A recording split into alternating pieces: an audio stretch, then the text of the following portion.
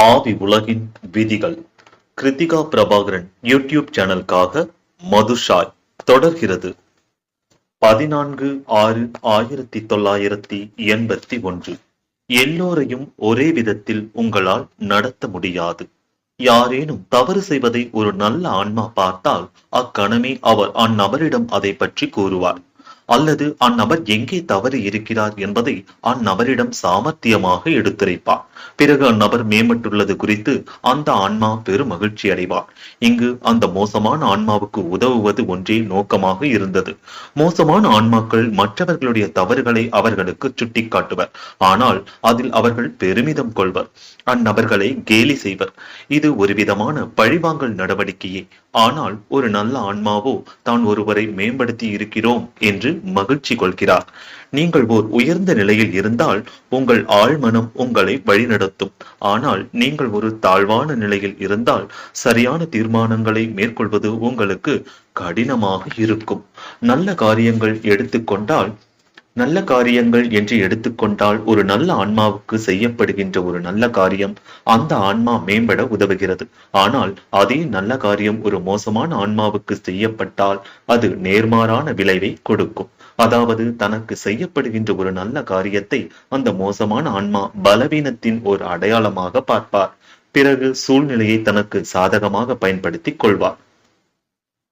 எடுத்துக்காட்டாக, ராகவன் உங்கள் வீட்டிற்கு வருகிறான் என்று வைத்துக் கொள்வோம். அவன் சாப்பிடுவதற்கோ அல்லது பருகுவதற்கோ ஏதேனும் கொண்டு வர நீங்கள் உள்ளே செல்லும் போது அவன் உங்கள் வீட்டிலிருந்து பணத்தை திருடி விடுகிறான். நீங்கள் மீண்டும் அந்த அறைக்குள் நுழையும் போது என்ன நிகழ்ந்திருக்கிறது என்பதை நீங்கள் கண்டுகொள்கிறீர்கள். எனவே நீங்கள் அவனுக்கு இன்னும் சிறிது பணத்தை கொடுத்துவிட்டு, திருடுவதற்கு பதிலாக நீ என்னிடம் கேட்டிருக்க வேண்டும், நானே உனக்கு பணம் கொடுத்திருப்பேன் என்று கூறுகிறீர்கள். அவன் மனம் வேதனை கொள்கிறது. என்னை மன்னித்து விடுங்கள், நான் இனி ஒருபோதும் திருட மாட்டேன் என்று அவன் கூறுகிறான். அவன் ஒரு நல்ல ஆன்மா. ஆனால் அவன் லேசாக சபலப்பட்டு விட்டான்.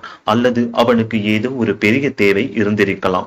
ஆனால் அவன் இனி நிச்சயமாக திருடமாட்டான் என்று நான் நம்புகிறேன். ஆனால் மோசமான ஆன்மாக்களிடம் நீங்கள் இதே போல நடந்து கொண்டால் அவர்கள் தங்கள் திருட்டை தொடர அது அவர்களை மேலும் ஊக்குவிக்கும். அவர்கள் உங்களை பார்த்து சிரித்துவிட்டு உங்களையும் இன்னும் பலரையும் மேலும் பலமுறை ஏமாற்ற முயற்சிப்பார்கள். இது உங்களை ஒரு தாழ்வான நிலைக்கு அனுப்பிவிடும். எனவே நீங்கள் ஒருவருக்கு செய்கின்ற ஒரு நல்ல காரியம் உங்கள் இருவருக்கும் நல்லதாக அமையக்கூடும்.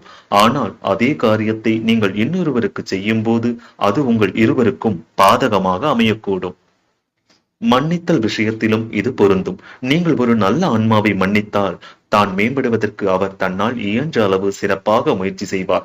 அவர் எங்கே தவறு இழைத்திருக்கிறார் என்பதை அவருடைய ஆழ்மனம் உணர்த்திவிடும். ஆனால் நீங்கள் ஒரு மோசமான ஆன்மாவை மன்னித்துவிட்டு அவர் எங்கே தவறியுள்ளார் என்பதை நீங்கள் அவரிடம் கூறாமல் விட்டுவிட்டால் அவர் உங்களை பார்த்து சிரிப்பார், உங்களை முட்டாள் என்று அழைப்பார், மீண்டும் தன் தீய செயல்களை தொடர்வார். நீங்கள் அவரை ஊக்குவித்துள்ளதால் நீங்களும் தாழ்ந்து விடுவீர்கள். எனவே பூமியில் வாழ்கின்ற எல்லோரும் ஒரே மாதிரியானவர்கள் அல்ல. எல்லோரையும் ஒரே விதத்தில் உங்களால் நடத்த முடியாது. 15/6/1981. உங்கள் பிரச்சனைகளை துணிச்சலுடனும் ஒரு புன்னகையுடனும் இப்போதே எதிர்கொள்ளுங்கள். உங்கள் உலகில் அனைத்து வசதிகளையும் மகிழ்ச்சியையும் அடைவது ஒருபோதும் சாத்தியமில்லை. பிரச்சனைகள், சிரமங்கள், துயரங்கள், நோய்கள் ஆகியவற்றை நீங்கள் எதிர்கொண்டாக வேண்டும். ஏனெனில் பிரச்சனைகள் இல்லாமல் புவி உலகில் உங்களால் வாழ முடியாது. பிரச்சனைகளை நீங்கள் எப்படி எதிர்கொள்கிறீர்கள் என்பதுதான் மிகவும் முக்கியம். அவற்றை துணிச்சலோடும் ஒரு புன்னகையோடும் நீங்கள் எதிர்கொள்ள வேண்டுமே அன்றி அவற்றிலிருந்து ஒருபோதும் விலகி ஓட முயற்சிக்க கூடாது. மென்மேலும் பல பிரச்சனைகள் எப்போதும் முளைத்து கொண்டுதான் இருக்கும். எனவே உங்களுடைய அனைத்து பிரச்சனைகளையும் துணிச்சலோடும் மகிழ்ச்சியோடும் நீங்கள் எதிர்கொள்வது உங்களுக்கு சிறப்பானதாக அமையும். நீங்கள் ஒரு நல்ல ஆன்மாவாக இருந்தாலோ அல்லது ஒரு நல்ல ஆன்மாவாக இருக்க உண்மையிலேயே நீங்கள் விரும்பினாலோ கடவுள் உங்களோடு எப்போதும் இருக்கிறார் என்று உறுதியாக நீங்கள் நம்பலாம். அவர் மீது நம்பிக்கை வையுங்கள். அவரிடம் பிரார்த்தனை செய்யுங்கள். அவருடைய வழிகாட்டுதலை கேளுங்கள். உங்களுடைய உண்மையான பிரார்த்தனைகளுக்கு எப்போதும் விடையளிக்கப்படும்.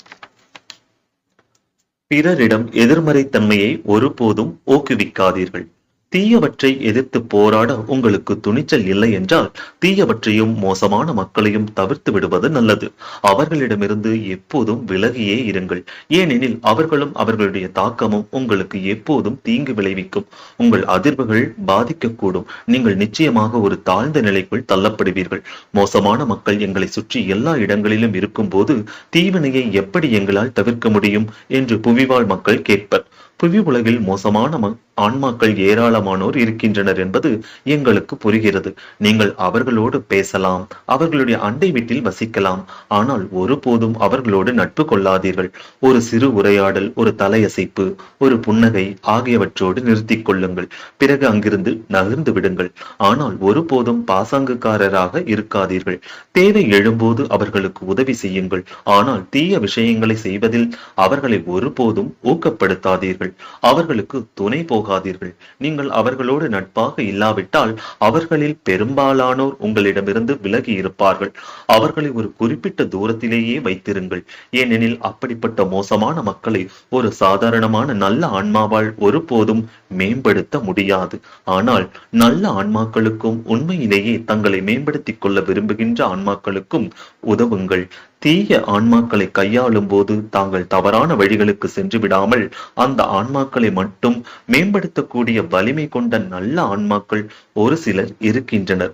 நல்ல ஆன்மாக்கள் கூட மோசமான மற்றும் தீய ஆன்மாக்களின் தாக்கத்திற்கு ஆளாவதால் மோசமான ஆன்மாக்களை மேம்படுத்துவது கடினம். 16/6/1981 விஷயங்களை ஓர் ஆன்மீக கோணத்திலிருந்து பாருங்கள். குறுக்கு புத்தி கொண்ட தீய மனிதர்களால் ஒருபோதும் நேராக சிந்திக்கவோ அல்லது செயல்படவோ இயலாது. நல்ல ஆன்மாக்களால் ஒருபோதும் முறையற்ற அறிவுரையை வழங்க முடியாது. தங்கள் சக மனிதர்களை தவறான பாதையில் செலுத்த முடியாது. ஒரு தீய மனிதன் தண்டனை அனுபவிக்கும் போது அதை கண்டு மகிழ்ச்சி கொள்வது ஒரு பாவச் செயலா? அதை நாம் இப்போது பார்க்கலாம். 1. தீயவர் ஒருவர் பாடம் கற்றுக்கொண்டார் என்றும் மற்றவர்களை துன்புறுத்துவதிலிருந்து தடுக்கப்பட்டார் என்றும் தன்னை மேம்படுத்துவதற்கு அவருக்கு ஒரு வாய்ப்பு வழங்கப்பட்டுள்ளது என்றும் அவர் மேம்படுவதற்கு நிச்சயமாக ஒரு சாத்தியக்கூறு இருக்கிறது என்றும் நினைத்து நீங்கள் மகிழ்ச்சி அடைந்தால் அது இயல்பானது. யார்தான் மகிழ்ச்சி கொள்ள மாட்டார்கள்? 2. பழி உணர்வை மனதில் வைத்துக் கொண்டு நீங்கள் மகிழ்ச்சி அடைந்தால் அது ஒரு பாவச் செயலாகும். எனவே ஒரு விஷயத்திற்கு எப்போதும் 2 பக்கங்கள் இருக்கின்றன. விஷயங்களை நீங்கள் எப்படி பார்க்கிறீர்கள், நீங்கள் அவற்றுக்கு எப்படி செயல்விடை அளிக்கிறீர்கள், உங்கள் உள்நோக்கம் என்ன ஆகியவற்றை அது சார்ந்துள்ளது. 17/6/1981 ஜாதகங்கள் உங்கள் மீது தாக்கம் ஏற்படுத்த அனுமதிக்காதீர்கள். ஜாதகங்கள் தொடர்பான ஒரு முக்கியமான விஷயத்தை நாங்கள் உங்களுக்கு தெளிவுபடுத்த விரும்புகிறோம். செய்தித்தாள்களில் ஜோதிட பகுதியில் இடம்பெறுகின்ற உங்களுடைய வாராந்திர கணிப்புகளையும் தினசரி கணிப்புகளையும் நீங்கள் படிக்கும் போது அவை உங்கள் மனதில் ஒரு பாதிப்பை ஏற்படுத்துகின்றன. உங்கள் எண்ணங்கள் சக்தி வாய்ந்தவை. நீங்கள் படிக்கின்ற விஷயங்கள் உங்கள் எண்ணங்கள் மீது தாக்கம் விளைவிக்கின்றன. அதன் விளைவாக உங்கள் ஜாதக கணிப்புகள் என்ன சொல்கின்றனவோ விஷயங்கள் அதன்படி நடக்கின்றன. எனவே உங்கள் ஜாதகம் கூறியது சரிதான் என்று நீங்கள் கூறுவீர்கள். ஜாதகம் அல்லது முன்கூட்டிய கணிப்பு என்பது பலவீனமான மனதை கொண்ட மக்களுக்கு மூளைச்சலவை செய்வதற்கான ஒரு விஷயம்தான். ஒன்று நிகழ வேண்டும் என்று நீங்கள் விரும்பினால் பெரும்பாலான விஷயங்களில் உங்கள் நேர்மறை எண்ணங்கள் நிச்சயமாக உங்களுக்கு உதவும். ஜாதகம் கூறுவது தவறு என்று உங்கள் ஆழ் மனதிற்கு தெரியும். ஆனால் அது சரி என்று உங்கள் ஸ்தூல மனம் நினைக்கக்கூடும். உங்கள் ஆழ்மனம் உண்மையை அறியும். ஜாதகம் கூறுவது தவறு என்றால் உங்கள் ஆழ்மனம் உங்களோடு ஒத்துழைக்காது. எனவே நீங்கள் ஏமாற்றம் அடைய வேண்டாம். நிகழ்கின்ற அனைத்துமே கடவுளின் விருப்பம் என்று நினைத்து அவர் உங்களை முறையாக வழிநடத்துவதற்காக அவருக்கு நன்றி கூறுங்கள். உங்கள் விருப்பப்படி செயல்படுங்கள். ஜோதிடர்களையும் அவர்களுடைய கணிப்புகளையும் நம்பி ஏமாந்து விடாதீர்கள். இவை அனைத்தையும் உங்களையும் உங்கள் தேர்ந்தெடுப்புகளையும் பொறுத்த விஷயம். சக்தியை நல்லவற்றுக்கும் பயன்படுத்தலாம், மோசமானவற்றுக்கும் பயன்படுத்தலாம். சக்திகளை அனுப்புதல் மற்றும் பெறுதல். உங்கள் உலகத்திடமும் ஆவி உலகத்திடமும் இந்த ஒட்டுமொத்த பிரபஞ்சத்திடமும் சில குறிப்பிட்ட சக்திகள் இருக்கின்றன. இந்த சக்தி சில இடங்களில் வலிமையானதாகவும் வேறு இடங்களில் அவ்வளவு வலிமை இல்லாததாகவும் இருக்கிறது. ஆனால் அது எப்போதும் இருந்து கொண்டே இருக்கிறது. ஆவி உலகில் நாங்கள் அந்த சக்தியை உருவாக்க தேவையில்லை. ஏனெனில் எங்கள் மனமே எங்கள் சக்தியின் பிறப்பிடமாக இருக்கிறது. இந்த சக்தியை நாங்களாகவே சுலபமாக கைவசப்படுத்தி விடுகிறோம். ஆனால் புவி உலகில் இந்த சக்தியை நீங்களாகவே எப்படி கைவசப்படுத்துவது என்பதை நீங்கள் புரிந்து கொண்டிருக்கவில்லை. எனவே நீங்கள் மின்சாரத்தை சார்ந்திருக்கிறீர்கள். மின்சாரம் என்பது இந்த சக்தியின் மிக தாழ்ந்த ஒரு வடிவமாகும். சில மனிதர்களால் எங்களுடைய செய்திகளை பெற்றுக்கொள்ள முடியும், ஏனெனில் பெறுவதற்கான சக்தி அவர்களுக்கு இருக்கிறது. சிலருக்கு அனுப்பக்கூடிய சக்தி இருக்கிறது, சிலருக்கு ஏராளமான சக்தி இருக்கிறது, மற்றவர்களுக்கு அது சற்று குறைவாக இருக்கிறது. பெறுதல் அனுப்புதல் ஆகிய இரண்டு சக்திகளும் அதிர்ஷ்டக்கார நபர்கள் சிலருக்கு இருக்கின்றன. இவ்விரண்டு சக்திகளும் சரியாக பயன்படுத்தப்பட்டால் உங்களுக்கும் உங்களை சுற்றி இருக்கின்றவர்களுக்கும் அவை ஏராளமான நன்மைகளை செய்யும். நல்ல ஆன்மாக்கள் இறைவனுக்கு வெகு அருகே இருப்பதாலும் அவர்களுடைய ஆழ்மனம் அவர்களுக்கு வழிகாட்டுவதாலும் அவர்கள் இந்த சக்தியை நல்ல விஷயங்களுக்காக பயன்படுத்துகின்றனர். ஆனால் இதே சக்தி மோசமான மனிதர்களிடம் இருந்தால் அது மிகவும் ஆபத்தானது. ஏனெனில் அவர்களால் அந்த சக்தியை தீய காரியங்களுக்கு பயன்படுத்த முடியும். சக்தி ஒன்றுதான், ஆனால் அதை நல்ல காரியங்களுக்கு பயன்படுத்துவதும் தீய காரியங்களுக்கு பயன்படுத்துவதும் அந்தந்த தனி நபரின் கைகளில் தான் உள்ளது. பலவீனமான மனம் கொண்டவர்களிடம் இந்த சக்தி இருப்பது அதிக ஆபத்தானது. ஏனெனில் அவர்கள் அகங்காரம் கொள்கின்றனர், அதை தங்களுக்கு சாதகமாக பயன்படுத்துகின்றனர். இது அவர்களை கீழ்மட்ட தலங்களுக்கு அழைத்து சென்று விடுகிறது. அங்கிருக்கும் எதிர்மறையான ஆன்மாக்கள் மேலும் அதிக தவறுகள் செய்வதற்கு அந்நபரை தூண்டுகின்றனர். இந்த சக்தியை பெற்றுள்ள நல்ல ஆன்மாக்கள் பிரார்த்தனை செய்து ஒருமித்த கவனம் செலுத்தி தங்கள் மனதை தாங்களாகவே மனமுவந்து ஒரு நல்ல ஆவி உலக ஆன்மாவுக்கு, அதாவது உங்கள் அன்புக்குரிய ஒருவருக்கு கொடுக்கும்படி நாங்கள் அறிவுறுத்துகிறோம்.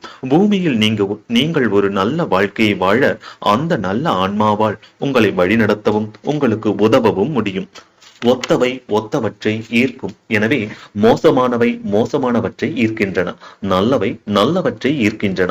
இந்த சக்தியை பெற்றிருக்கின்ற மோசமான ஆன்மாக்களுக்கும் தங்களை மேம்படுத்திக் கொள்வதற்கான ஒரு நல்ல வாய்ப்பு இருக்கிறது. இந்த சக்தியை ஒரு தீயவர் பயன்படுத்துவது மிகவும் ஆபத்தானது என்பதை நினைவில் கொள்ளுங்கள். மக்களை கீழ்மட்ட தலங்களுக்கு கூட்டிச் செல்வதற்கு எதிர்மறையான ஆன்மாக்கள் காத்து கொண்டிருக்கின்றனர். எனவே பலவீனமான மனம் கொண்ட நல்ல ஆன்மாக்களே இந்த சக்தியை வளர்த்து கொள்ள தயவு செய்து முயற்சிக்காதீர்கள்.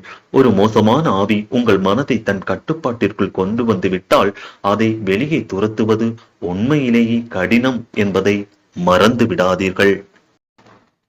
18/6/1981 ஆவி உலக ஆன்மாக்களிடமிருந்து உதவி கிடைக்க வேண்டும் என்றால் எப்போதும் ஆஸ்வாசமாகவும் அமைதியாகவும் இருங்கள். எப்போதும் ஆஸ்வாசமாகவும் அமைதியாகவும் இருங்கள். நீங்கள் பதற்றமின்றி இருக்கும் போது மட்டுமே ஆவி உலக ஆன்மாக்களால் உங்களை வழிநடத்த முடியும். கடவுள் மீது விசுவாசம் கொள்வதற்கு நீங்கள் கற்றுக்கொள்ள வேண்டும். கடவுள் மகத்தானவர். சோதிடர்கள் மற்றும் அவர்களை போன்றவர்களை நம்பாதீர்கள். அதற்கு பதிலாக சர்வ வல்லமை வாய்ந்த கடவுள் மீது முழுமையாக விசுவாசம் கொள்ளுங்கள். அவர் மீது நீங்கள் வைக்கின்ற உண்மையான விசுவாசம் அதிசயங்களை நிகழ்த்தி காட்டும். அவர் சர்வ வல்லமை வாய்ந்தவர் என்பதால் யாராலும் அவருக்கு எதிராக செயல்பட முடியாது. நீங்கள் துன்பங்களையும் பிரச்சனைகளையும் அனுபவித்துக் கொண்டிருந்தால் அது உங்கள் கர்ம வினை என்றும் சோதனை என்றும் பயிற்சி என்றும் கருதி அவற்றை துணிச்சலாகவும் மகிழ்ச்சியாகவும் எதிர்கொள்ளுங்கள். உங்களுடைய உண்மையான பிரார்த்தனைகள் உங்களுக்கு பெருமளவு உதவும். உங்கள் மனதை எப்போதும் சுறுசுறுப்பாக வைத்திடுங்கள். யாருக்கும் தீங்கு விளைவிக்காதீர்கள். அப்போது ஆவி உலக ஆன்மாக்கள் மூலமாக கடவுளிடமிருந்து நேரடியான உதவியும் வழிகாட்டுதலும் உங்களுக்கு கிடைக்கும். உங்களுடைய உண்மையான பிரார்த்தனைகளும் கடவுள் மீது நீங்கள் வைக்கின்ற உண்மையான விசுவாசமும் எந்த ஒரு பிரச்சனையில் இருந்தும் உங்களை மீட்டுவிடும். நீங்கள் புவி உலகில் இருப்பதால் அங்கு பிரச்சனைகள் இருக்கத்தான் செய்யும். ஆனால் நீங்கள் அவற்றை எதிர்கொள்ளத்தான் வேண்டும். எனவே ஒரு புன்னகையோடும் துணிச்சலோடும் அவற்றை எதிர்கொள்ளுங்கள். கடவுள் மீதான உங்கள் விசுவாசமும் உங்களுடைய உண்மையான பிரார்த்தனைகளும் எங்களுக்கும் நிச்சயமாக பேருதவியாக இருக்கும். ஏனெனில் நாங்கள் உங்களை தொடர்பு கொள்வதையும் உங்களை வழி நடத்துவதையும் உங்களுக்கு உதவுவதையும் அது எங்களுக்கு சுலபமாக்கி கொடுக்கும். காத்திருங்கள், ஆவி உலகின் விதிகளுக்காக தொடரும்.